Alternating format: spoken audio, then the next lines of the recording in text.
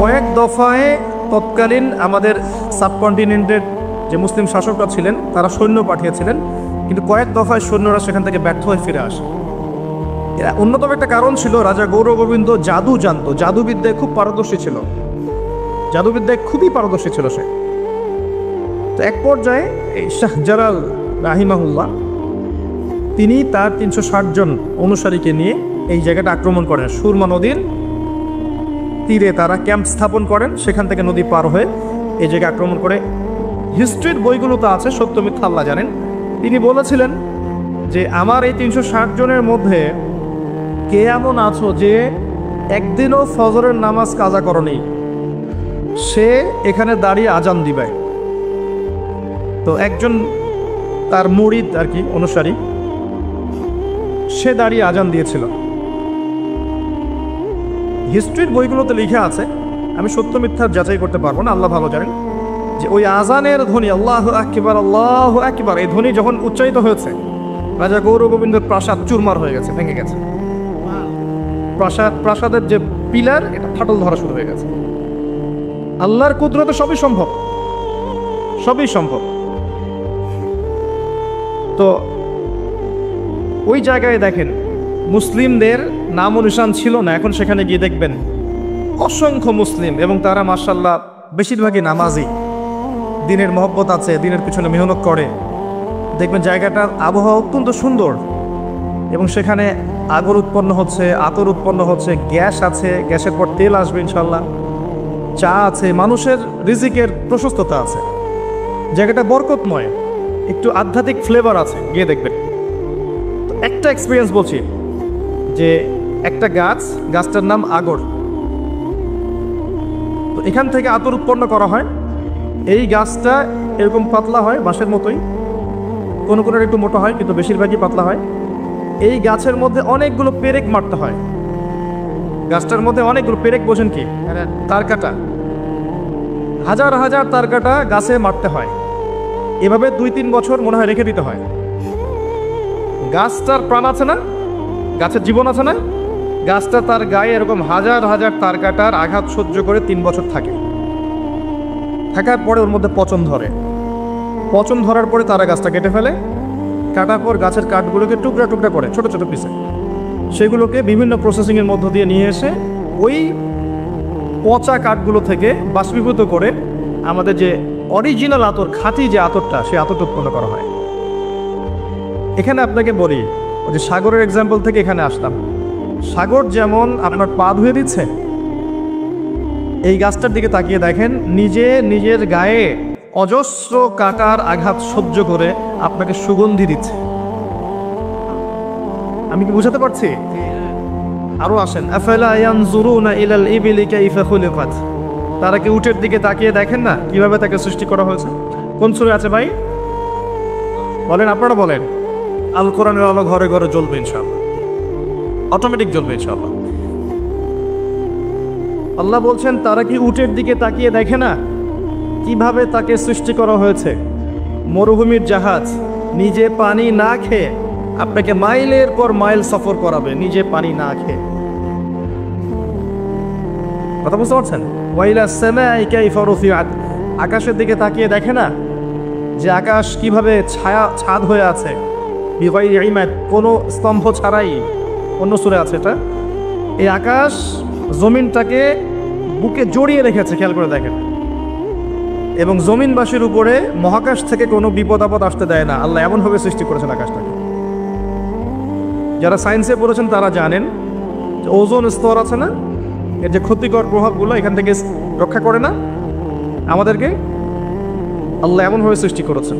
ওয়াইলাল জিবালি কাইফা নুসিবাত, পাহাড়ের দিকে তাকিয়ে দেখো কিভাবে পাহাড়টাকে একেবারে পেরেকের মতো গেঁথে দেওয়া হয়েছে দৃঢ়ভাবে। আপনি পাহাড়ে যতই ঢিল ছড়েন না কেন, ঢিল ভেঙে টুকরা টুকরা হয়ে যাবে, পাহাড় তার জায়গা থেকে নড়বে না। এটা হওয়া উচিত একজন মুমিনের বৈশিষ্ট্য। যতই ঘৃণা, লাঞ্ছনা, বাতিলের আক্রমণ, আগ্রাসন, সমালোচনা, গীবত, তমত যাই আসুক না কেন, আপনার চরিত্র হচ্ছে পাহাড়ের মতো অটল, আপনি ওই জায়গা থেকে নড়বেন না। এবং ঢিল চূর্ণ বিচূর্ণ হয়ে যাবে, পাহাড়ের কিচ্ছু হবে না। এবং পাহাড় শুধু দৃঢ়ই থাকে না, সে শান্তও থাকে, সে নম্র থাকে, সে ঝগড়াঝাটি করে বেড়ায় না, সে শান্তশিষ্ট থাকে। ওর দিকে ঢিল চললে ঢিল ভেঙে যাবে, সে শান্ত থাকে। ওয়াইলাল আরদি কাইফা সুতিহাত, জমিনের দিকে তাকিয়ে দেখো জমিনকে কেমন করে প্রশস্ত করা হয়েছে, বিছানার মতো। আমাদের যত কষ্ট আমরা জমিনকে দেই না ভাই, এই যে পানি তোলা থেকে শুরু করে বাড়ি বানানো ইত্যাদি ইত্যাদি যত প্রজেক্ট আছে, মাটির উপর করি না? কোনোদিন তু শব্দ করেছে? করে নাই, আমাদেরকে বুকে আগলায় রেখেছে। এই যে উট, এই আকাশ, এই সাগর, এই বাতাস, এই যে আগর গাছের কথা বললাম, প্রকৃতি, সব কিছুর মধ্যে আমাদের জন্য নিদর্শন আছে, আছে না? এই সব কিছু শুধু আল্লাহর সন্তুষ্টির জন্য, আল্লাহর হুকুমে আমাদের অনুগত হয়ে আছে। আল্লাহ যখন আদেশ করেন তখন তারা কি করে? তখন তারা দেখবেন মানুষের যদি সার বা ক্ষতি হওয়ার কোনো হুকুম আল্লাহ করে দেন, আল্লাহ যদি বলেন যে পাহাড় ধস হয়ে যাবে, পাহাড় ধস হয়ে যাবে। সাগরকে যদি বলেন যে তুমি জলোচ্ছ্বাস দাও, সাগর জলোচ্ছ্বাস দিবে। এটা আকাশকে বলেন বৃষ্টি বন্ধ করে দাও, বৃষ্টি বন্ধ হয়ে যাবে, হবে না? জমিনকে বলেন যে পানি, তোমার নিচের পানি স্তর নিচে নেমে যাক, নিচে নেমে যাবে। আল্লাহ যদি বলেন কুন ফায়াকুন। তো আল্লাহ পাক যখন এদেরকে আদেশ করবেন আমাদের বিপক্ষে যাওয়ার, তখন তারা যাবে। আদারওয়াইজ তারা আমাদের কল্যাণকামী, উপকার করতে থাকবে। নিজের স্বার্থ বিসর্জন দিয়ে হলেও তারা আমাদের স্বার্থটা দেখবে। আল্লাহ এমনভাবে ওদেরকে সৃষ্টি করেছে। খেয়াল করে দেখেন, তারা সবাই কিন্তু অহংকার মুক্ত আছে। অহংকার, আর যে মানুষের জন্য এত কিছু, তার কলিজার মধ্যে দেখেন কত অহংকার। আর অহংকারটা কি? একটু সাহাবে জিজ্ঞেস করেছিলেন, ইয়া রাসূলুল্লাহ সাল্লাল্লাহু আলাইহি ওয়াসাল্লাম, কেউ যদি চায় তার পোশাকটা সুন্দর হোক, জুতা সুন্দর হোক, এটা কি অহংকারের নিদর্শন? নবীজি বলেছেন না, এটা অহংকারের নিদর্শন নয়। অহংকার হচ্ছে আল্লাহর সত্যকে প্রত্যাখ্যান করা এবং মানুষকে, অন্য মানুষকে তুচ্ছ তাচ্ছিল্য করা। এ হলো অহংকারের ডেফিনেশন। আল্লাহর সত্য কি? এই আল কোরআন এবং সুন্নাহ, আল্লাহর হুকুম আহকাম, এগুলোকে সে অস্বীকার করছে, প্রত্যাখ্যান করছে। এটা হচ্ছে অহংকারী নিদর্শন। একটা হচ্ছে অন্য মানুষকে তুচ্ছ তাচ্ছিল্য করছে, নিজে অনেক সুপিরিয়র ভাবছে, অন্যরা হচ্ছে তেলা পোকা, ককরোচ এরকম মনে করছে। এরকম মেন্টালিটি ছিল ইবলিসের। এই কারণে আল্লাহ পাক তাকে অভিশপ্ত করেছেন, চিরস্থায়ী লানত করে দিয়েছেন। আদম আলাইহিস সালাম এমন ছিলেন না। তিনি কি করেছেন? ফাতালাক্কা আদামু মির রাব্বিহি কালিমাত ফাতাবা আলাইহি। তিনি ভুল করে ফেলেছেন, কিন্তু তারপরে তওবা করে আবার আল্লাহ থেকে ফিরে এসেছেন। তিনি কোন দোয়া পড়েছিলেন ভাই? রব্বানা যালামনা আনফুসানা ওয়া ইল্লাম তাগফির লানা ওয়া তারহামনা লানাকুনান্না মিনাল খাসিরিন, আমিন ইয়া রাব্বাল আলামিন। এবার আসেন যে আল্লাহ রাব্বুল আলামিন এই মহাবিশ্ব, এই প্রকৃতি, মানুষ, আসমান, জমিন, চন্দ্র, সূর্য ইত্যাদি কি খেলার ছলে সৃষ্টি করেছেন ভাই? হাসি তামাশা করে সৃষ্টি করেছেন? নিশ্চয় আল্লাহ পাকের কোন উদ্দেশ্য আছে, আছে না? আছে। আল্লাহ পাক একা ছিলেন, কিচ্ছু ছিল না, কথা ঠিক আছে? হুয়াল আউয়ালু, আল্লাহ পাক প্রথম, তার আগে কিছু ছিল? আচ্ছা। এরপর আল্লাহ পাক সৃষ্টি করলেন কি? কলম। কি সৃষ্টি করলেন? কলমের আগে হচ্ছে আরশ, কলমের আগে আরশ, এবং তার কানা আরশুহু আলাল মা, তার আরশটা ছিল কিছুর উপরে? পানির উপরে। আল্লাহ পাক এরপর সৃষ্টি করেছেন কলম, সৃষ্টি করে বলেছেন উকতুব, তুমি লিখো। কলম বলেছে মাযা আকতুব, আমি কি লিখবো? আল্লাহ বলছেন কিয়ামত পর্যন্ত যা যা হবে সব লিখে ফেলো। লাওহে মাহফুজের মধ্যে পুরো হিস্ট্রির শুরু থেকে শেষ পর্যন্ত কি হবে সব লেখা আছে, একদম টু দ্য পয়েন্ট লেখা আছে। আপনি চাইলেও আপনার তাকদীর, এর মৌলিক বিষয়গুলো পরিবর্তন করতে পারবেন না। পারবেন? কার হাতে? এটা আল্লাহর হাতে। এখানে একটা কথা বলি, এখনকার এই যে বিজ্ঞান, যুক্তি, দর্শন, এরা কি তাকদীরে বিশ্বাস করে? করে না। তাকদীর হচ্ছে ইমানের 6 পিলারের এক পিলার। কেউ যদি তাকদীরে বিশ্বাস না করে, সে কি ইমানদার হবে? হবে না। আপনার শিক্ষার মধ্যে কুফরি আছে। শিক্ষা ব্যবস্থা শিখাচ্ছে যে পরীক্ষা নিরীক্ষা, যুক্তি, দর্শন, বিজ্ঞান দিয়ে কিছু প্রমাণ করতে না পারলে সেটা জ্ঞান নয়, তাই না? এটা শিখাচ্ছে না? আল্লাহকে আপনি ল্যাবে প্রমাণ করতে পারছেন না, মালায়েকা ফেরেশতাদেরকে আপনি ল্যাবে প্রমাণ করতে পারছেন না। তারপরে আসমানি কিতাবগুলো আগেরগুলো আপনি দেখেননি, চাক্ষুষ দেখেননি, নবী রসুলদেরকেও দেখেননি, তাই না? পরকালের যে আপনার কবরের আযাব, ইল্লিন, সিজ্জিন, মিজান, যে পুলসিরাত, জান্নাত জাহান্নাম দেখেছেন? এগুলোকে ল্যাবে প্রমাণ করতে পারবেন? এই যে তাকদীর, ভাগ্য, ল্যাবরেটরিতে বসে প্রমাণ করা যাবে? তাদের মতে পরীক্ষা নিরীক্ষা পর্যবেক্ষণের মাধ্যমে প্রমাণ না করতে পারলে সেটা গ্রহণযোগ্যতা নেই। আমাদের ইমানের যে মূলনীতি, এগুলো আল্লাহ, কিতাব, আসমানি কিতাব, রসুলগণ, পরকাল, মালায়েকা, এই যে 6টা পিলার তাকদীর, প্রত্যেকটাই কিন্তু গায়েবে বিশ্বাস, অদৃশ্য বিশ্বাস। দেখি নাই আল্লাহকে, বিশ্বাস করি না? আর মালায়েকা দেখি নাই, বিশ্বাস করি না?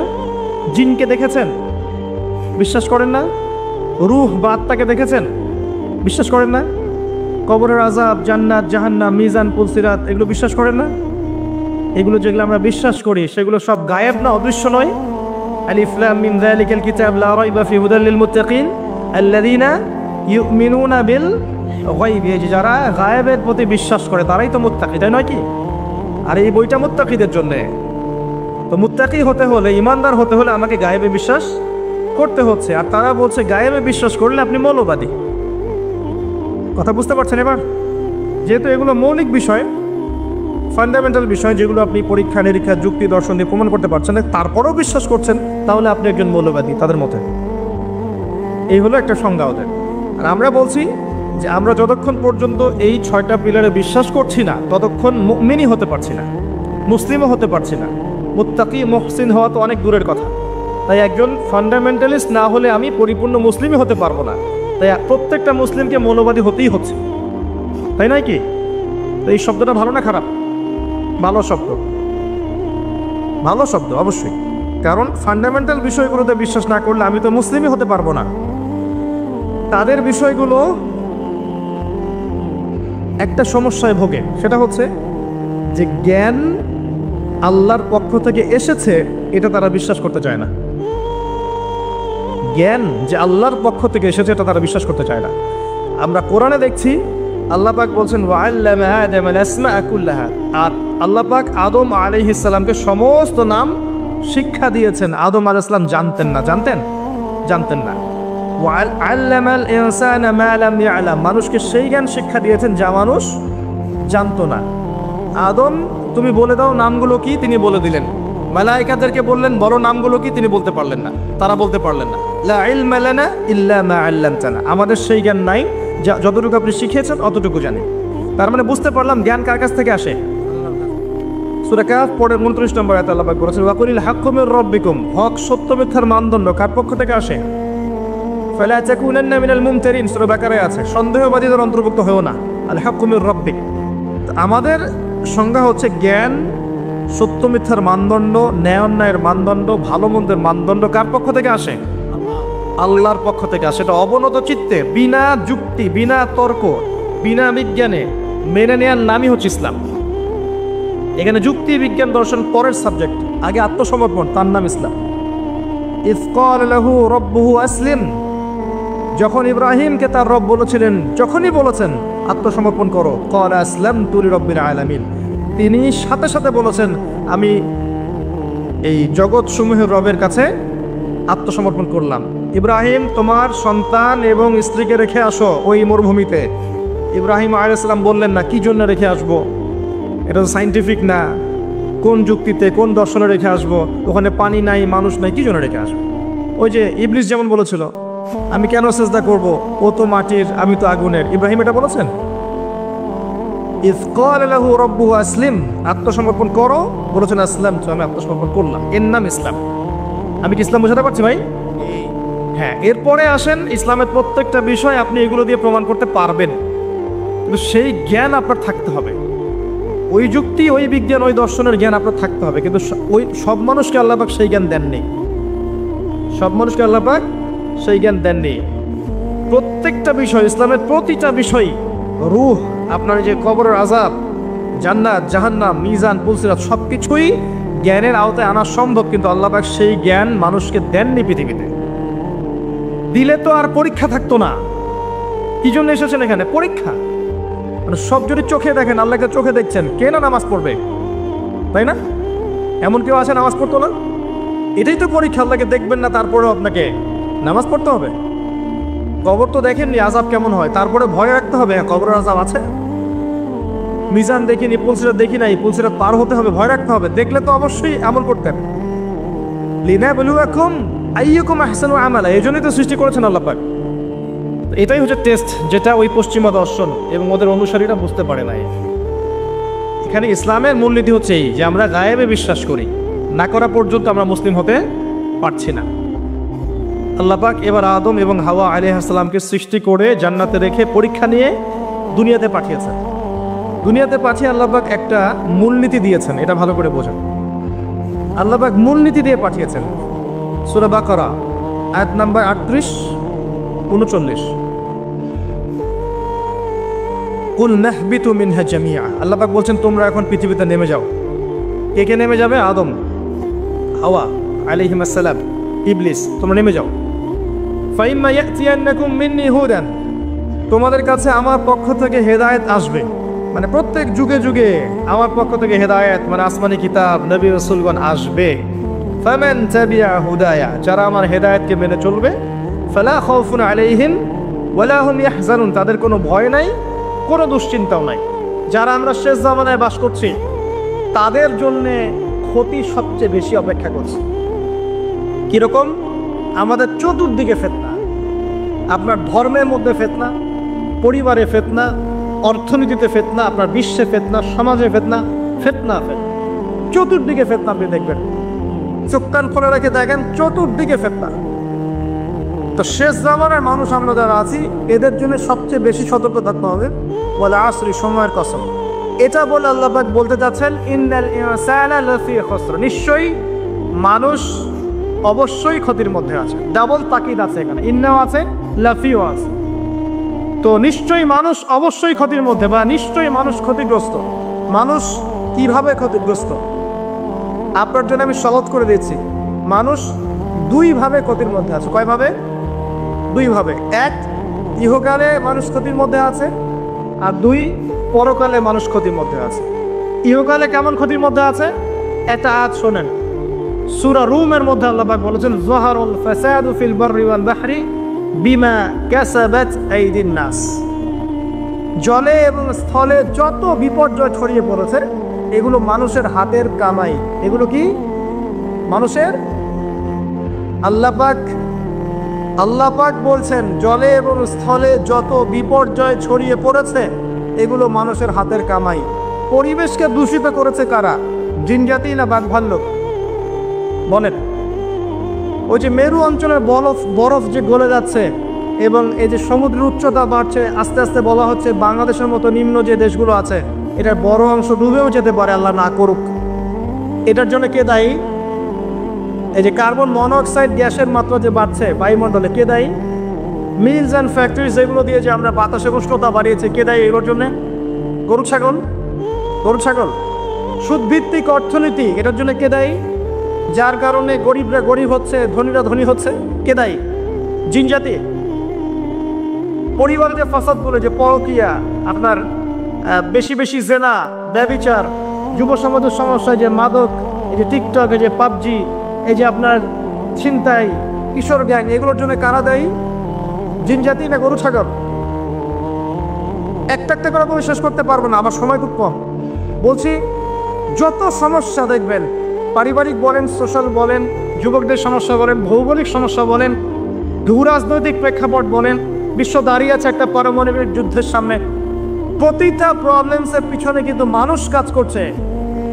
কারা কাজ করছে? এটা আল্লাহ বলছেন যাহারুল ফাসাদ ফিল বাররি ওয়াল বাহরি বিমা কাসাবাত আইদিন নাস। এটা দুনিয়ার ক্ষতি। আর পরকালের ক্ষতি কি? মানুষ নিশ্চিন্তে নাক ডেকে ঘুমাচ্ছে, কিন্তু মানুষের সামনে অপেক্ষা করছে মালাকুল মউত, মৃত্যুর ফেরেশতা। ভাই, আমরা সবাই মারা যাব, এই কথাটা কি আপনারা বিশ্বাস করেন? এই কথা যে বিশ্বাস করে যে পৃথিবীতে সে চিরস্থায়ী নয়, চিরদিন থাকতে আসে নাই, সে কি পৃথিবীতে উদ্ধত আচরণ করতে পারে? পাপ করলেও তো সে তওবা করে ফিরে আসবে, তাই নয় কি? এখন মানুষের চলাফেরা দেখলে কি মনে হয় যে মানুষ মারা যাবে কখন? আমাদের সবার সামনে মৌত অপেক্ষা করছে। এই যে আমরা এখানে যারা বসে আছি, আজকে থেকে হয়তো 50 বছর পর কেউ থাকবো না। হতে পারে না? 50 বছর অনেক বেশি বলেছি আমি। দেখেন না সামনে কি হয়। 100 বছর পর এখন পৃথিবীতে যারা বেঁচে আছে, এখন 100 বছর পর এর কেউ বেঁচে থাকবে না। প্রত্যেক 100 বছরে জেনারেশন চেঞ্জ হয়ে যায়, জানেন তো। মানুষের চলাফেরা দেখলে মনে হয় মানুষ এখন মৃত্যুবরণ করবে না, মৌতের কোনো ফিকির নেই মানুষের। আল্লাহর সামনে দাঁড়াতে হবে, জবাব দিতে হবে, এই চিন্তা মানুষের মধ্যে নাই। সারাদিন দুনিয়া নিয়ে মানুষ ব্যস্ত হয়ে আছে। আল্লাহ পাক হেফাজত করুন আমাদেরকে। তো পরকালের ক্ষতি দেখেন, মানুষের সামনে অপেক্ষা করছে মৌত, মানুষের সামনে অপেক্ষা করছে কবর। কবর যেখানে কেউ যাবে না, আপনি আমি কেউ না, মানে কেউ কারো কবরে যাব না, কেউ কারো কবরে না। চিন্তা করতে পারেন যে আমাদেরকে একা একা কবরে যেতে হবে, সেখানে 2 জন ফেরেশতার সম্মুখীন হয়ে সওয়াল জবাব দিতে হবে, কেউ পার পাবে না। একজন সাহাবীর নাম ছিল সাদ বিন মুয়াজ রাদিয়াল্লাহু আনহু, নাম শুনেছেন? কোন যুদ্ধে শহীদ হয়েছেন কে বলতে পারবেন? 500 টাকা পুরস্কার দিল, বলেন। তুমি আমাকে 500 দিবা, ভুল করে 70, উল্টা তুমি দিবা আমাকে 500। খন্দকের যুদ্ধ, কোন যুদ্ধ? খন্দকের যুদ্ধ। এই যুদ্ধে তিনি শহীদ হয়েছেন। হাতের মধ্যে একটা তীর এসে লেগেছিল, এখান থেকে রক্তটা ছিঁড়ে গিয়েছিল। রক্ত পড়তে পড়তে পড়তে এভাবে তার ইন্তেকাল হয়ে যায়। এবং নবী সাল্লাল্লাহু আলাইহি ওয়াসাল্লামের অত্যন্ত প্রিয় ভাজন সাহাবী ছিলেন সাদ বিন মুয়াজ রাদিয়াল্লাহু আনহু, আনসারী সাহাবী। তিনি যখন মারা গেছেন, শহীদ হয়েছেন, নবী সাল্লাল্লাহু আলাইহি ওয়াসাল্লাম বলছেন আল্লাহ পাকের আরশ কেঁপে উঠেছিল। তার মৃত্যুতে আল্লাহর আরশ কেঁপে উঠেছিল, সুবহানাল্লাহ। এবং 70,000 ফেরেশতা তার জানাজার নামাজে শরীক হয়েছিল। নিঃসন্দেহে তিনি জান্নাতি, তাই নয় কি? এই সাহাবীর কবরেও কবর তাকে চাপা দিয়েছিল। আপনি কি বুঝতে পারছেন? নাই, আমার ভাষা নাই, আমি কিভাবে বুঝাবো। এই সাহাবীর কবরেও কবর স্বাভাবিক একটা চাপা সবাইকে দিবে, এটা দিয়েছিল। অতএব মানুষের সামনে অপেক্ষা করছে মৌত এবং কবর, তারপরে সওয়াল জবাব। হয় কবর হবে জাহান্নাম, না হলে জান্নাত। এরপরে উঠতে হবে কিয়ামতের মাঠে, এই যে মিজান, পুলসিরাত, আমল নামাজ করে দেওয়া হবে, পুলসিরাত পার হতে হবে, জান্নাত জাহান্নাম, এই যে ফয়সালাগুলো কাদের জন্য অপেক্ষা করছে বলেন তো? আল্লাহ পাক বলছে নিশ্চয়ই মানুষ ক্ষতির মধ্যে আছে। কারা তাহলে ক্ষতির মধ্যে আছে? আমরা ছাড়া। তবে সুসংবাদ, এই দুনিয়ার জীবনটাকে যদি তুচ্ছ করে মানুষ আল্লাহর বিধান মেনে চলতে পারে, এই দুনিয়ার জীবনে ধৈর্য ধরতে পারে, সবর করতে পারে, হকের উপর অবিচল থাকতে পারে, আল্লাহর হালালে থাকতে পারে, হারামে না যায়, রাসূলের সুন্নতে থাকে, বিদআতে না যায়, ইনশাআল্লাহ তাআলা ইনশাআল্লাহ তাআলা আল্লাহ পাক মৌতের সাথে সাথেই এই বান্দাকে চিরস্থায়ী জান্নাত দিয়ে দিবেন ইনশাআল্লাহ। আমাদের সামনে দুটো রাস্তা, ওয়াহাদাইনাহুন নাজদাইন, দুটো পথ আল্লাহ পাক দেখিয়েছেন, ইম্মা শাকির ওয়া ইম্মা কাফুর। ইচ্ছা হলে কৃতজ্ঞ হন, ইচ্ছা হলে অকৃতজ্ঞ হন।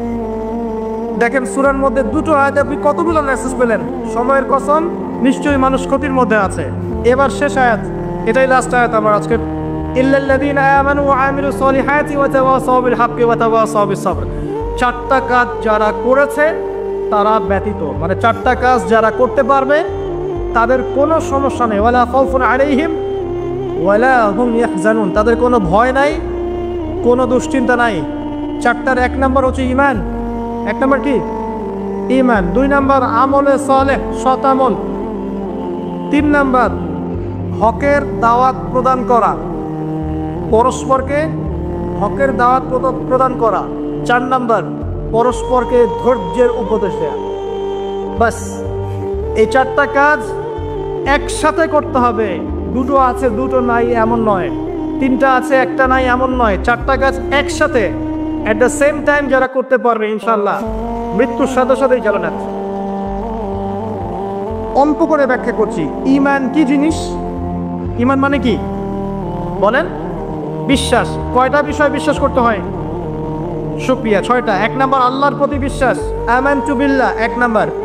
ওয়া মালাইকাতিহি, তার ফেরেশতা মণ্ডলীর প্রতি। ওয়া কুতুবিহি, তার আসমানি কিতাব সমূহের প্রতি। 4 ওয়া রুসুলিহি, তার রাসূলগণের প্রতি, 5 ওয়াল ইয়াউমিল আখির পরকালের প্রতি, 6 ওয়াল কদরি খায়রিহি ওয়াশ শাররি তাকদীরের ভালো এবং মন্দের প্রতি বিশ্বাস। আল্লাহর প্রতি বিশ্বাস মানে এক কথায় আপনি আল্লাহর তাওহীদে থাকবেন, শিরক করবেন না, ঠিক আছে?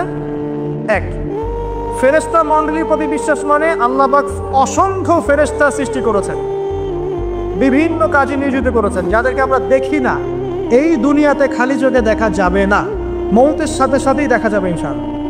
বিশ্বাস করতে হবে, এগুলোকে বিজ্ঞান প্রমাণ না করলেও বিশ্বাস করতে হবে, কারণ বিজ্ঞান সবকিছু চূড়ান্ত ব্যাখ্যা দিতে পারবে না, পারবে?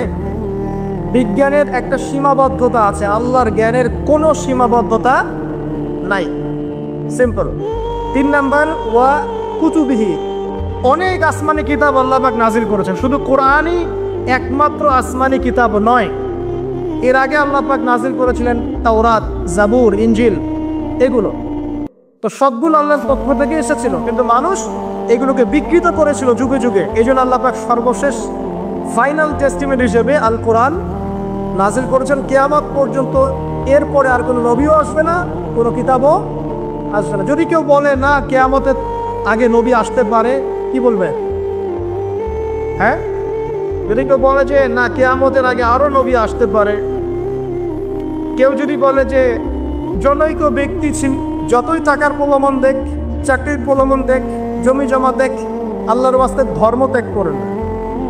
আমার কথা ইশারা বুঝে নেন, সব কথা পাবলিকলি বলা যায় না, ঠিক আছে?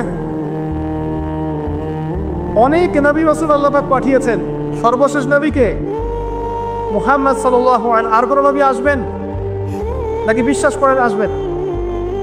নবীজি বলেছেন কিয়ামতের আগে 30 জন ভণ্ড নবী আসবে। কয়জন? যার মধ্যে 3 জন হবে মহিলা।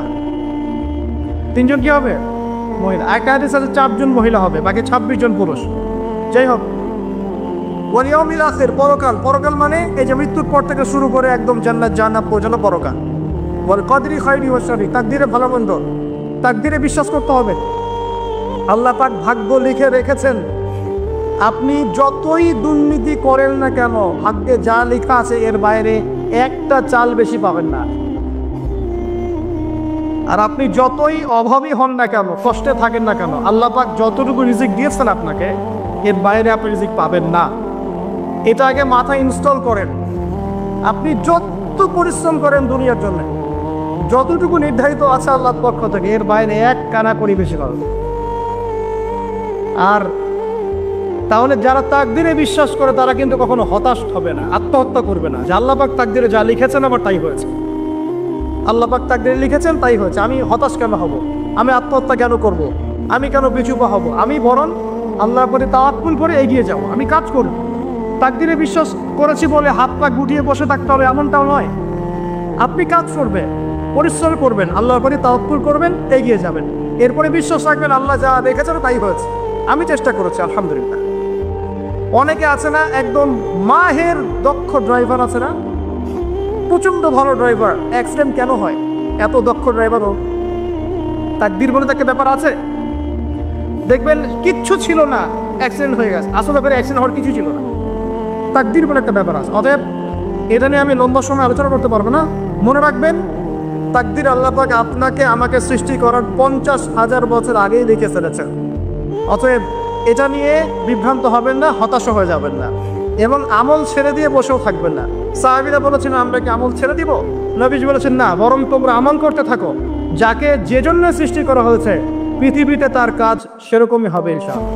কিছু মানুষ ওকে টার্গেট করছে, টার্গেট করে ওকে ফুসলিয়ে ফাসলিয়ে একটা জায়গায় নিয়ে গেল, নিয়ে গিয়ে ওকে একটা অফার করলো, সে অফারে রাজি হলো না। তারপর তাকে মনে করেন ওই যে অজ্ঞান পার্টি আছে না, এরকম অজ্ঞান করে ফেললো, ফেলে একটা গোপন জায়গায় নিয়ে গিয়ে তার যে টাঙ্গটা আছে এটাকে কেটে ফেলে দিয়েছে, কেটে ফেলে দিয়ে তাকে হিজরাতে দলভুক্ত করেছে, এবং সে এখন রাস্তাঘাটে টাকা তুলে বেড়ায়, একটা অংশ ওদের মনিককে দেয়, এটাই ওর জব। এখানে প্রশাসনের অনেক ভাই আছে আমি জানি, তারা জানে বাস্তবতা কি জিনিস। কল্পনা করতে পারবেন না যে এদের মধ্যে গ্রুপিং আছে, কোথায় থাকবে কে কতক্ষণ কত ঘন্টা, এটা টাইম নির্ধারণ করা আছে। কেউ কেউ স্বেচ্ছায় হিজরা হচ্ছে যাতে করে টাকা কামাই করা যায়। এখন এই শেষ জামানায় মানুষগুলো আমরা যারা আছি আমরা এমন সব পাপ করি যা কোনো চোখ দেখে নাই, কোনো কান শোনে নাই, কোনো মন কল্পনা করতে পারে নাই। এখন ছেলে ছেলেকে বিয়ে করছে, ছেলে ছেলের সাথে লিভ টুগেদার, মেয়ে মেয়েকে বিয়ে করছে। হ্যাঁ, একজন দিনী বোন দেখলাম, দিনী বোন, হিজাব পরা বোন, সে স্ট্যাটাস দিচ্ছে যে আমি এক জায়গায় যেতাম একদিনই বোনের বাসায়, আস্তে আস্তে আস্তে আস্তে তার সাথে আমার একটা আন্তরিকতা সৃষ্টি হচ্ছিল। সেই মেয়ের আবার হাজবেন্ড থাকে দেশের বাইরে, তো ছলে বলে কৌশলে সে কখনো এই মেয়ের গায়ে হাত দেয়, কখনো এটা করে, কখনো সেটা করে। সে বলে আমি তালিমে যাওয়া বাদ দিয়ে দিলাম। দিনই বোন, আর বাইরের অবস্থা কি তাহলে ভাবেন। এখন যতদিন যাচ্ছে এগুলো বাড়ছে। পাপ আপনি চিন্তাই করতে পারবে না যে মানুষ এমন এগুলো পাপ করতে পারে।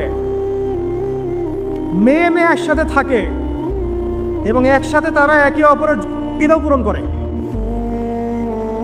বলবেন যে এগুলো কিভাবে জানলেন? ভাই, ইন্টারনেট সব কিছু জানিয়ে দেয়। এখন এটা জানিয়ে দেওয়ার যুগ। আপনি বাসায় দেখবেন তরকারি রান্না করেছেন, ফেসবুকে দিয়ে দিলেন। কাপড় ধুয়েছেন, ফেসবুকে। স্ত্রীর সাথে বাইকে ঘুরেছেন, ফেসবুকে।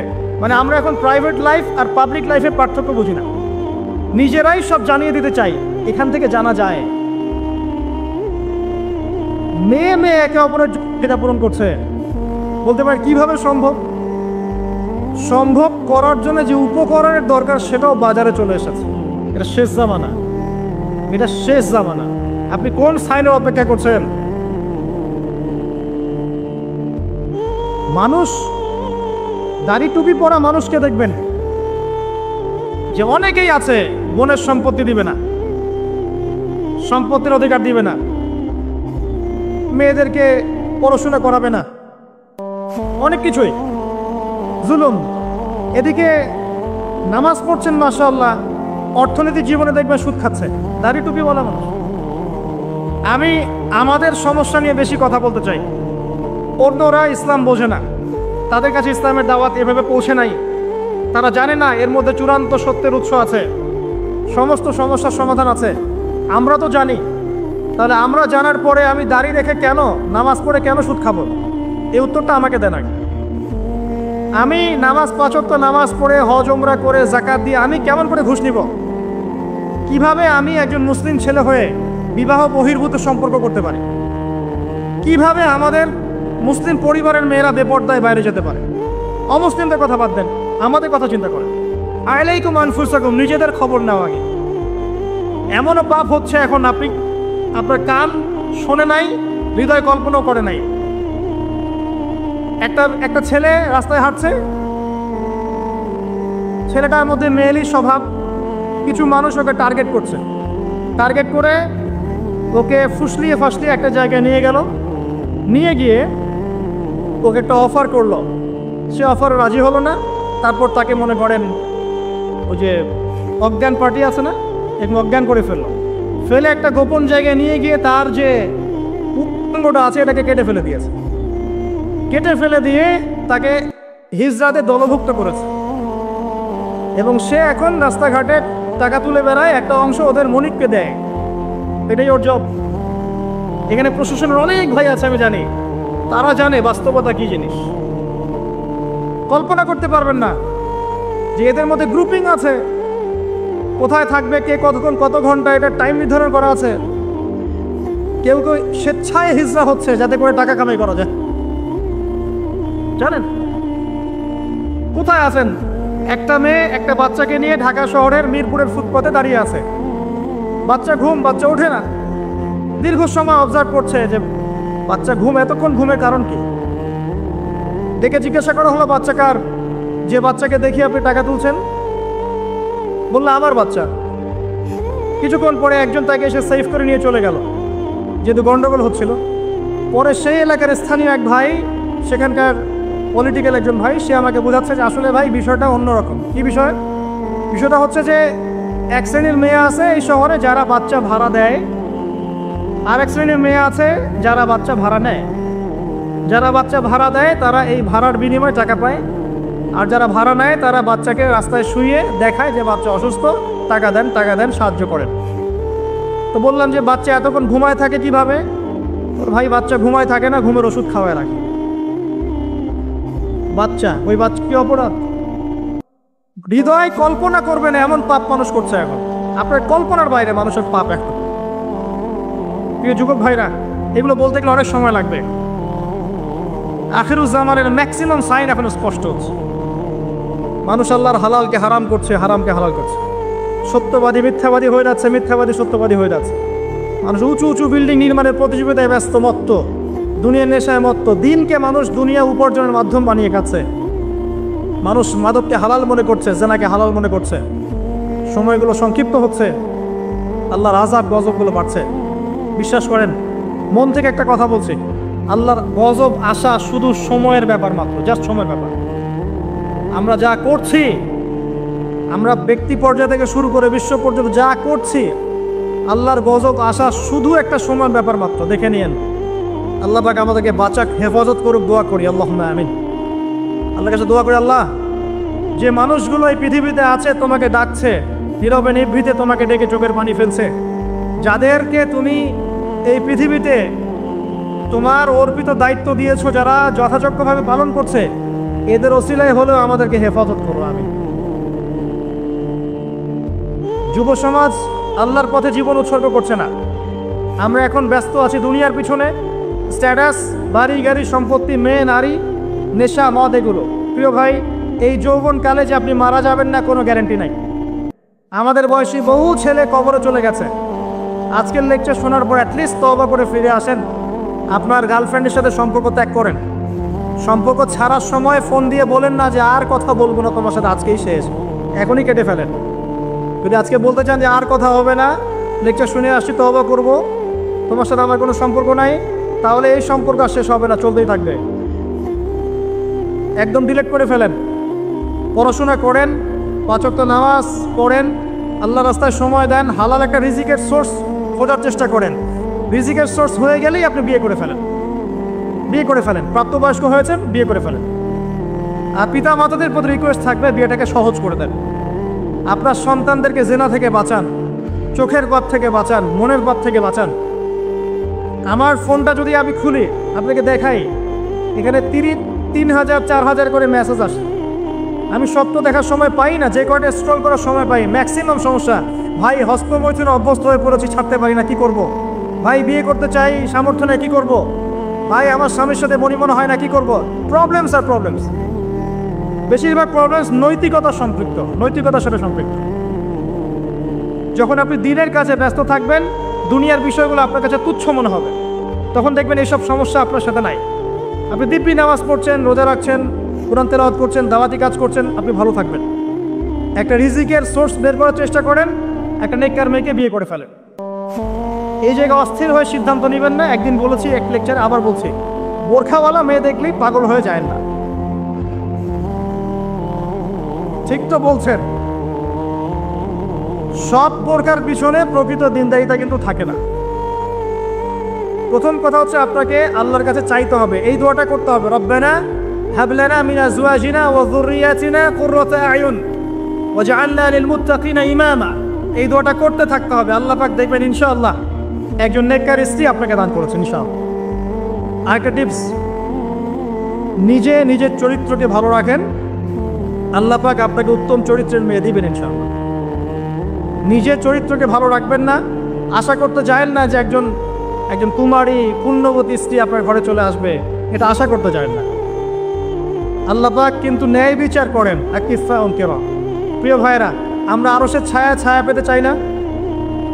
যুব ভাইদের প্রতি অনুরোধ থাকবে, সমস্ত পাপগুলোকে ছেড়ে দেন, মাদক ছেড়ে দেন। মাদক আপনাকে কোনো সুখ দিবে না। এই ফ্রেন্ড সার্কেলকে দেখানোর জন্য স্মার্টনেস মনে করে সিগারেট টানতে যায় না, ওখান থেকে আপনি ইয়াবাতে চলে যাবেন। ওটা প্রথম ধাপ। এখন ওই যে প্রশাসন কিছু মাদক ধরছে, LSD না সামথিং লাইক এরকম নাম, যেগুলো ইয়াবার চেয়ে বেশি ভয়ঙ্কর, সেগুলো আমাদের দেশে ঢুকে গেছে। যতক্ষণ পর্যন্ত আমরা আমাদের যুবকদের নৈতিক চরিত্র ঠিক করতে পারবো না, আইন দিয়ে সব সমস্যার সমাধান করা যাবে না, এটা কখনো হয় না। মানুষকে পিটিয়ে, জেল দিয়ে, শুলি দিয়ে, ফাঁসি দিয়ে সবসময় সমস্যার সমাধান হয় না। ভিতরে নৈতিকতার পরিবর্তন দরকার আছে। একটা জাতিকে যদি আমরা একটা ইতিহাস শেখাতে চাই, সবসময় সেই ইতিহাসের চর্চা করতে হয় না? চর্চা করতে করতে করতে করতে ওটা মাথায় ইনস্টল হয়ে যায়। ঠিক একইভাবে যদি আমি চাই যে এরা নৈতিকভাবে সৎ হোক, তাহলে নৈতিকতার চর্চা বাড়াতে হবে। আস্তে আস্তে দেখবেন ইনশাআল্লাহ তারা তাদের মনের মধ্যে আল্লাহর ভয় ঢুকে যাবে। আল্লাহর ভয় একবার ঢুকে গেলে তাকে জেনার অফার করা হলেও সে বলবে আমি আল্লাহকে ভয় করি। তার সামনে মদের পেয়ালা দিলেও বলবে আমি আল্লাহকে ভয় করি। ইনশাআল্লাহ তাআলা আমরা আশাবাদী আগামী দিনের উম্মার পতাকা এবং দেশের ধারক বাহক হবে এই যুব সমাজ। আল্লাহ পাক আমাদের যুবক ভাইদেরকে নৈতিকভাবে উন্নত করুন, জ্ঞানী গুণী বিজ্ঞ হিসেবে কবুল করুন এবং জানা অনুযায়ী আমল করার তৌফিক দান করুন। তাদের চরিত্রকে আল্লাহ পাক সুন্দর করে দিন, আমিন। প্রিয় যুবক ভাই, পাপগুলো ছেড়ে দেন, তওবা করে ফিরে আসেন। আল্লাহ আপনার জন্য অপেক্ষা করছেন, আপনি কখন তওবা করে আসবেন। বিশ্বাস করেন আল্লাহ আপনার জন্য অপেক্ষা করছেন যে কখন আপনি তওবা করবেন। প্রত্যেক রাতে আল্লাহ পাক প্রথম আসমানে নামেন এবং আপনাকে আহ্বান করতে থাকেন, কে আছো আমাকে ডাকবে, আমি তোমার ডাকে সাড়া দিব। কে আছো আমার কাছে চাইবে, আমি তোমার চাওয়া পূরণ করব। কে আছো আপনার কাছে ক্ষমা চাইবে, আমি তোমাকে মাফ করব। প্রত্যেক রাতেই আপনি মাদকের কাছে সুখ পাবেন না, গার্লফ্রেন্ড আপনাকে সুখ দিবে না। আর প্রকৃত অর্থে এগুলো ভালোবাসার পরিচয় নয়। আল্লাহ আপনাকে ভালোবাসেন, মানুষ মানুষের অবস্থানকে ভালোবাসে, আল্লাহ আপনার আত্মাকে ভালোবাসে। এটা কথা মনে রাখবেন, মানুষ মানুষের অবস্থানকে বেশি মূল্যায়ন করে। আল্লাহ পাক আপনাকে সৃষ্টি থেকেই ভালোবাসেন। আপনি তওবা করে ফিরে আসেন, আপনার জন্য এই আয়াতের সুসংবাদ। আল্লাহ পাক বলেছেন সূরা ফুরকানের মধ্যে, ইল্লা মান তাবা, যারা তওবা করে ফিরে আসবে, ওয়া আমানা এবং ঈমান নিয়ে আসবে, ওয়া আমিলা আমালান সালিহান এবং সৎ আমল সম্পাদন করবে, উলাইকা ইউবাদদিলুনা সাইয়্যাতিন হাসানাত, এরাই তারা যাদের গুনাহগুলোকে নেকি দিয়ে পরিবর্তন করে দেয়া হবে ইনশাআল্লাহ।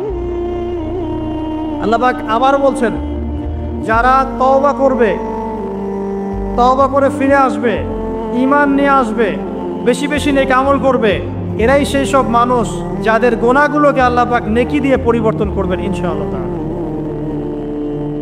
দ্বিতীয় শ্রেণী তারা যারা তাদের যৌবনকাল আল্লাহর পথে বিলিয়ে দিয়েছে। তিন নাম্বার শ্রেণী হচ্ছে তারা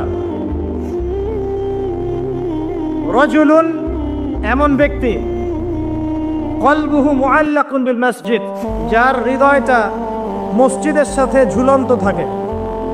একজন মানুষের মন মসজিদের সাথে ঝুলন্ত কিভাবে থাকতে পারে? মানে প্রত্যেক ওয়াক্ত নামাজের পর পরের ওয়াক্ত নামাজ পড়ার জন্য সে আগ্রহী থাকে। এটাকে বলা হয় মসজিদের সাথে হৃদয়ে ঝুলন্ত থাকা। এই শ্রেণীর মানুষকে আল্লাহ পাক আরশের ছায়া দিবেন ইনশাআল্লাহ তাআলা। এটাকে আমরা করতে পারি না ভাই? আল্লাহ পাক আমাদেরকে তৌফিক দান করুন, আমিন। 4 নম্বর শ্রেণী রাজুলান, এমন দুইজন ব্যক্তি, হোক নারী বা পুরুষ, তাহাব্বা ফিল্লাহ, যারা একে অপরকে আল্লাহর জন্য ভালোবাসে। একে অপরকে আল্লাহর জন্য ভালোবাসে, দুনিয়ার স্বার্থে নয়, আল্লাহর জন্য, দ্বীনের স্বার্থে ভালোবাসে। ইজতামা আলাইহি ওয়া তাফাররাকা আলাইহি, একত্রিত হয় তারা আল্লাহর জন্য, বিচ্ছিন্ন হয় আল্লাহর জন্য। অতএব যাকে ভালোবাসতে চান আল্লাহর জন্য ভালোবাসেন। আপনার স্ত্রী, আপনার সন্তান, আপনার বাবা, আপনার মা, যাকে ভালোবাসেন, মহব্বত করেন, আল্লাহর জন্য করেন। লা নুরিদু মিনকুম জাযাআন ওয়ালা শুকুরা, আমরা তোমাদের কাছে কোনো জাযাও চাই না, কোনো প্রতিদানও চাই না, শুধু আল্লাহর চেহারা চাই, আল্লাহর সন্তুষ্টি চাই। আল্লাহ পাক আমাদেরকে আল্লাহর জন্য ভালোবাসার তৌফিক দান করুন। যখন আপনি মানুষের কাছে কিছু আশা করবেন, তখন আপনি পদে পদে কষ্ট পাবেন। আশাবাদ দিয়ে আল্লাহর জন্য ভালোবাসেন, ইনশাআল্লাহ তাআলা দেখবেন আল্লাহ পাক আপনাকে কবুল করেছেন, আমিন। এরপরে রাজুলুন, এমন ব্যক্তি, ভালো করে শোনেন, রাজুলুন এমন ব্যক্তি, দাআতহু ইমরাতুন যাত মানসাবিন ওয়া জামাল, এমন একজন ব্যক্তি যাকে সুন্দরী উচ্চ বংশের কোনো মেয়ে জেনার জন্য আহ্বান করেছে। এমন একজন ব্যক্তি যাকে সুন্দরী উচ্চ বংশের কোনো মেয়ে জেনার জন্য আহ্বান করেছে, বা আপনাদের ভাষায় যে আমার সাথে অ্যাফেয়ার করবি, আমার সাথে চা খাবি, আমার সাথে কফি খাবি, আমার সাথে ঘুরতে যাবি, এই টাইপের অফার করেছে আর কি, আমার সাথে আজকে থাক, এই টাইপের। সেই ব্যক্তি বলছে ইন্নী আখাফুল্লাহ, আমি আল্লাহকে ভয় করি। এই ব্যক্তিকে আল্লাহ পাক আরো সে ছায়া ছায়া দিবেন ইনশাআল্লাহ। পারা যাবে এটা ইনশাআল্লাহ। এই কথাটা একজন নবী বলেছিলেন, তার নাম কি? ইউসুফ আলাইহিস সালাম। এই সূরার মধ্যে সবচেয়ে বড় যে মিস্টেকটা আমরা করি সেটা হচ্ছে আমরা ইউসুফ আলাইহিস সালামের চেহারা সৌন্দর্য নিয়ে কথা বলি, তাই না? তিনি অনেক সুদর্শন ছিলেন ইত্যাদি ইত্যাদি। তার চেহারার সৌন্দর্যের চাইতে তার আখলাক অনেক বেশি সুন্দর ছিল, এটা আমরা ভুলে যাই। ইউসুফ আলাইহিস সালামের আখলাক বা চেহারার যে আখলাক অনেক অনেক বেশি সুন্দর ছিল। আল্লাহ পাক আমাদেরকে তার মতো চরিত্র লালন করার তৌফিক দান করুন। এটা হচ্ছে এক শ্রেণীর মানুষ যাদেরকে আরো সে ছায়া ছায়া দেওয়া হবে। আর এক শ্রেণী হচ্ছে রাজুলুন যাকারাল্লাহ খালিয়ান, এমন একজন ব্যক্তি যে আল্লাহকে নীরবে নিভৃতে স্মরণ করে, গোপনে আল্লাহকে স্মরণ করে, কেউ দেখছে না, সে গোপনে আল্লাহকে স্মরণ করে। ফাফাদাত আইনাহু, তার চোখ দিয়ে ঝরঝর করে পানি পড়তে থাকে। প্রিয় ভাইরা, মনে করতে পারে লাস্ট কবে আমরা আল্লাহকে স্মরণ করে কেঁদেছি? মনে পড়ে? রমজান মাসে কারা কারা আল্লাহকে স্মরণ করে কেঁদেছেন? হাত তোলেন দেখি। মাশাআল্লাহ, আলহামদুলিল্লাহ। আল্লাহকে স্মরণ করে যারা কাঁদতে পেরেছে তাদের জন্য সুসংবাদ, ওই চোখ জাহান্নামের আগুন দেখবে না যেই চোখ দিয়ে আল্লাহর ভয়ে আল্লাহর স্মরণে অশ্রু প্রবাহিত হয়েছে। খুশি হননি? সেই চোখ জাহান্নামের আগুন দেখবে না যেই চোখ আল্লাহর ভয়ে কেঁদেছে। আল্লাহ পাক আমাদেরকে তার ভয় কাঁদার তৌফিক দান করুন, আমিন। আর সর্বশেষ একজন ব্যক্তি রাজুলুন তাসাদ্দাকা বিসাদাকাতিন, এমন ভাবে দান সাদাকা করে ফাখফাহা, এটাকে গোপন করে রাখে, হাত্তা লা তা'লামা শিমালুহু মা তুনফিকু ইয়ামিনুহু, তার বাম হাত জানে না ডান হাত কি দান করেছে। এত গোপনে যে ব্যক্তি দান করে এই ব্যক্তিকে আল্লাহ পাক আরশের ছায়া ছায়া দিবেন ইনশাআল্লাহ। তাহলে এই 7 শ্রেণীর মানুষ যারা মহান আরশের ছায়ায় ছায়া পাবে, অর্থাৎ বিনা হিসেবে জান্নাতে যাবে, যাদেরকে কিয়ামতের মাঠের কোনো কষ্ট স্পর্শ করবে না, আমরা কি এই 7 শ্রেণীর অন্তর্ভুক্ত হতে পারি? আল্লাহ পাক আমাদের সবাইকে তৌফিক দান করুন, আমিন। 1 নাম্বার কি ছিল? ইমামুন আদিল, ন্যায়পরায়ণ শাসক। 2 নাম্বার এমন যুবক যে তার যৌবনকাল আল্লাহর পথে ব্যয় করেছে। 3 বলেন 3 নাম্বার কি? এমন ব্যক্তি যার হৃদয়ে মসজিদের সাথে ঝুলন্ত থাকে। 4 কি? এমন 2জন ব্যক্তি যারা পরস্পরকে আল্লাহর জন্যে ভালোবাসে। 5 এমন ব্যক্তি যে আল্লাহকে স্মরণ করে নীরবে নিভৃতে, চোখ দিয়ে অশ্রু প্রবাহিত হয়। 6 এমন ব্যক্তি যাকে কোনো নারী, সুন্দরী নারী আহ্বান করে জেনার জন্যে, সে বলে আমি আল্লাহকে ভয় করি। আর 7 এমন ব্যক্তি যে এত গোপনে দান সদকা করে যে তার বাম হাত জানে না ডান হাত কি দান করেছে। আল্লাহ পাক আমাদের সবাইকে এই 7 শ্রেণীর অন্তর্ভুক্ত হওয়ার তৌফিক ইনায়াত করুন, আমিন। আর একটা ছোট্ট জিনিস শেয়ার করে আমি আলোচনা শেষ করবো ইনশাআল্লাহ। অনেক লম্বা আলোচনা করে আসলে লাভ নাই, মূল কথা অল্প। ইমাম শাফিঈ রাহিমাহুল্লাহর নাম শুনেছেন? ইমাম শাফিঈ রাহিমাহুল্লাহ বলতেন, লাউ আনজালাল্লাহু হাযিহি সূরা লাওয়াসিআত, আল্লাহ পাক যদি পুরো কোরআন নাজিল না করে শুধুমাত্র এই সূরাটুকু নাজিল করতেন যথেষ্ট ছিল। তিনি আরো বলতেন যে একজন মুসলিমের উপরে কোরআন শিক্ষা করা যেমন ফরজ, ঠিক তেমনি আরবি ভাষাটা শেখাও ফরজ। তিনি এই কথা বলেছেন, আমি বলি না, কিন্তু আমি তার এই মতের সাথে একমত। কোন সূরা? সূরাতুল আসর। আল্লাহ পাক বলছেন ওয়াল আসরি, সময়ের কসম, আপনার হেদায়েতের জন্য যথেষ্ট। সময়ের কসম, মহাকালের কসম, ইন্নাল ইনসানা লাফি খুসর, এই পুরো মানব জাতি ধ্বংসের মধ্যে আছে, ক্ষতির মধ্যে আছে। ইল্লাল্লাযীনা আমানু, তারা নয় যারা ঈমান এনেছে, ওয়া আমিলুস সলিহাত, এবং সৎ আমল করেছে, ওয়া তাওয়াসাউ বিল হক, এবং পরস্পরকে সত্যের উপদেশ দিয়েছে, ওয়া তাওয়াসাউ বিস সবর, এবং পরস্পরকে ধৈর্যের উপদেশ দিয়েছে। এই 4টা গুণ যারা অর্জন করতে পারবে ইনশাআল্লাহ তাআলা দুনিয়া এবং আখিরাত উভয় জাহানের যে কোনো ক্ষতি থেকে, বালা মুসিবত থেকে আল্লাহ পাক তাদেরকে হেফাজত করবেন ইনশাআল্লাহ তাআলা। সময়ের কসম কেন? 3টা মেসেজ, একটু মনোযোগ দেন। সময়ের কসমের পিছনে 3টা মেসেজ। 1, সময় আপনার জীবনের সবচেয়ে মূল্যবান জিনিস। সময় চলে যাচ্ছে, হায়াত চলে যাচ্ছে। বরফ গলে যায় যেমন আমাদের দিন রাত চলে যাচ্ছে, হায়াত গলে যাচ্ছে ঠিক ওই রকম। 2 নম্বর মেসেজ, আল্লাহ পাক অতীতকালের দিকে তাকাতে বলছেন। অতীতকালের দিকে তাকিয়ে দেখেন, প্রত্যেক যুগে যুগে যারাই কোরআন এবং সুন্নাহ মানে আল্লাহ এবং তার রাসূলের বিরোধিতা করেছিল, আল্লাহ পাক তাদেরকে সমূলে ধ্বংস করেছেন। এই শিক্ষা আল্লাহ দিতে যাচ্ছেন। ফেরাউন ধ্বংস করেন নাই, আল্লাহ পাক ধ্বংস করেন নাই। নমরুদ আল্লাহ পাক ধ্বংস করেন নাই। নূহ আলাইহিস সালামের কওমকে আল্লাহ পাক ধ্বংস করেননি। আদ জাতি, সামুদ জাতি, কওমে মাদিয়ান, এগুলোকে আল্লাহ পাক ধ্বংস করেননি, করেছেন।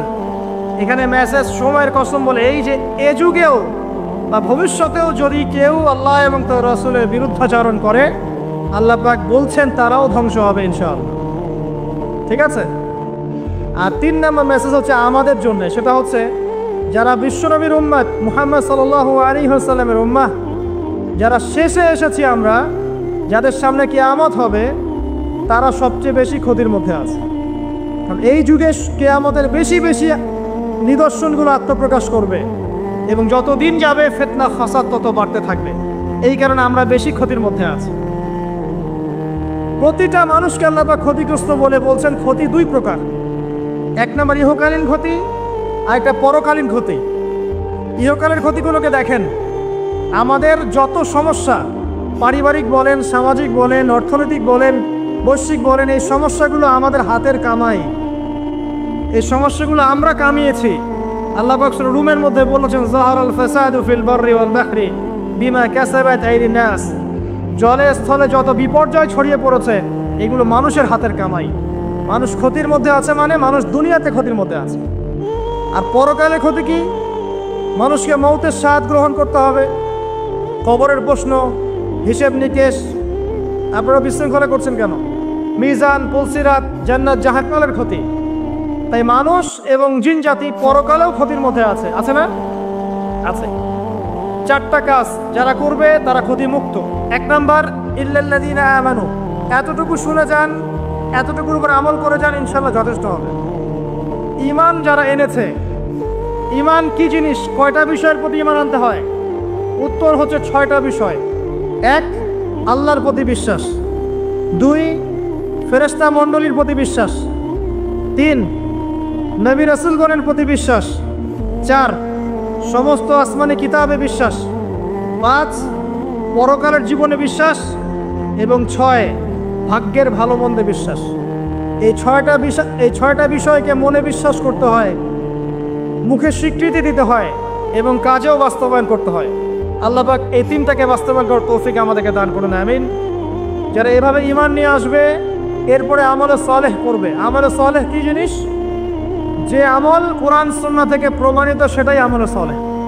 আল্লাহ পাক যা করতে বলেছেন, রাসূল যা করতে বলেছেন, সেটা যত ছোট হোক যত বড় হোক, সব কিছুই আমলে সালেহ। নামাজ আমলে সালেহ, সওম, হজ, যাকাত, তাসবিহ, তাহলিল, জিকির, আজকার, কোরআন তেলাওয়াত, সত্য কথা বলা, পিতামাতার খিদমত, সবই হচ্ছে আমলে সালেহ। যত কাজ আল্লাহ কোরআন এবং সুন্নাহয় করতে বলেছেন, তার নবী হাদিসের মধ্যে করতে বলেছেন সাল্লাল্লাহু আলাইহি ওয়াসাল্লাম, সবই হচ্ছে আমলে সালেহ। একই সাথে এই কথাটা মনে রাখবেন, একই সাথে আল্লাহ এবং তার রাসূল যেগুলো নিষেধ করেছেন, সেগুলো না করাও হচ্ছে আমলে সালেহ। যেমন সুদ না খাওয়া আমলে সালেহ, শিরক না করা আমলে সালেহ, বিদআত না করা আমলে সালেহ, হারাম না খাওয়া আমলে সালেহ, টাকনুর নিচে প্যান্ট না পরা আমলে সালেহ, বেপর্দায় না চলা আমলে সালেহ, মিথ্যা না বলা আমলে সালেহ। এক কথায় যেগুলো নিষেধ করা আছে, এগুলো থেকে দূরে থাকাও হচ্ছে আমলে সালেহ। আমরা যেটা করি, আমরা ভালো কাজ করতে চাই কিন্তু খারাপ কাজ ছাড়তে চাই না। এটা বড় সমস্যা। ভালো কাজ করতে হবে যেমন, খারাপগুলো ছাড়তেও হবে তেমন। আল্লাহ পাক আমাদেরকে তৌফিক দান করুন, আমিন। লাস্টে 2টা কথা, ওয়াতাওয়াসাউ বিল হাক্কি ওয়াতাওয়াসাউ বিস সাবর। ঈমান আমলে সালেহের সাথে আর 2টো কাজ করতে হবে। হকের দাওয়াত। হকটা কি? হক কি আমার মস্তিষ্ক প্রসূত কোনো বিদ্যা, বুদ্ধি, দর্শন, মতবাদ? নাকি হক হচ্ছে আল্লাহ পাকের ওহী? কোনটা? কি বিশ্বাস করেন আপনি? হক কি আমার নিজের মন গড়া বিধান না আল্লাহর ওহী? উত্তর আমরা দিব না, উত্তর কে দিবে? উত্তর কোরআন দিবে।